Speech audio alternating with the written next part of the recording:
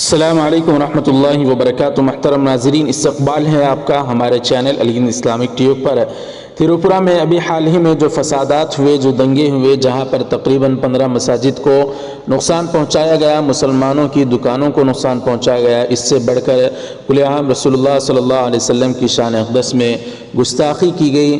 جمعیت علماء ہند کے قومی صدر حضرت مولانا سید ارشد مدنی صاحب دامت برکاتہم نے ایک وفد جائزہ لینے کے لیے اور جو فسادات، جو حالات ہوئے ہیں ان سب کی رپورٹ تیار کرنے کے لیے بھیجا تھا۔ حضرت مولانا مفتی سید معصوم ثاقب صاحب دامت برکاتہم اور حضرت مولانا اظہر مدنی صاحب، ان کی ٹیم وہاں پر گئی تھی۔ جو حالات انہوں نے آ کر مولانا ارشد مدنی صاحب کو سنائے، تو اس کو لے کر مولانا ارشد مدنی صاحب کا ایک بیان آیا ہے کہ نفرت کی سیاست ملک کو تباہ کر دے گی۔ جی ناظرین اکرام، تریپورہ میں ہوئے فساد کی سخت الفاظ میں مذمت کرتے ہوئے جمعیت علماء ہند کے صدر مولانا ارشد مدنی نے کہا کہ شرپسندوں کے خلاف اب تک کسی ٹھوس کارروائی کا نہ ہونا انتہائی افسوسناک ہے۔ یہ رد عمل انہوں نے جمعیت علماء ہند کے تریپورہ فساد زدہ علاقوں کا 3 روزہ دورہ مکمل کرنے کے بعد پیش کردہ تفصیلی رپورٹ پر ظاہر کیا۔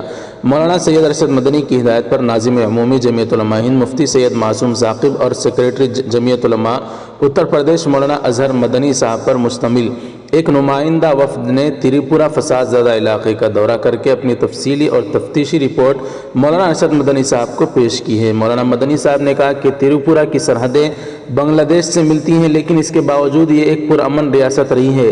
انہوں نے الزام لگایا کہ جب سے ایک مخصوص نظریے کے ماننے والی پارٹی اقتدار میں آئی ہے، فرقہ پرست عناصر اور ان کی تنظیموں کو ایک طرح سے کھلی چھوٹ ملی ہوئی ہے۔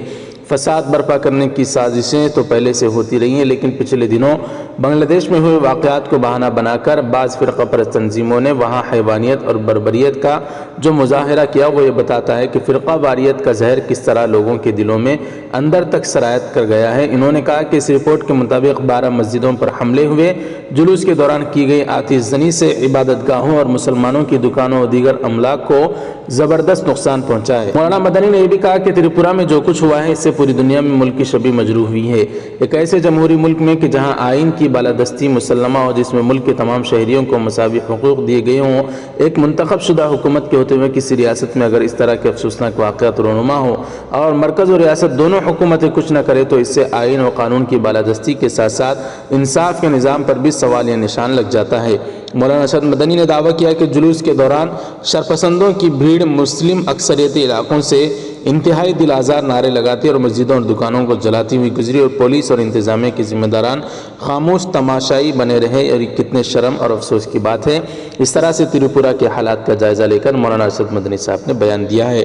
ناظرین، اس پر اب آپ کی کیا رائے، ہمیں کمنٹ کر کے بتائیں۔ ویڈیو ضرور لائک کر دیں، شیئر ضرور کریں، ہمارے چینل کو سبسکرائب کر کے بیل آئیکن پر کلک کر دیں۔ جزاکم اللہ، السلام علیکم ورحمۃ اللہ وبرکاتہ۔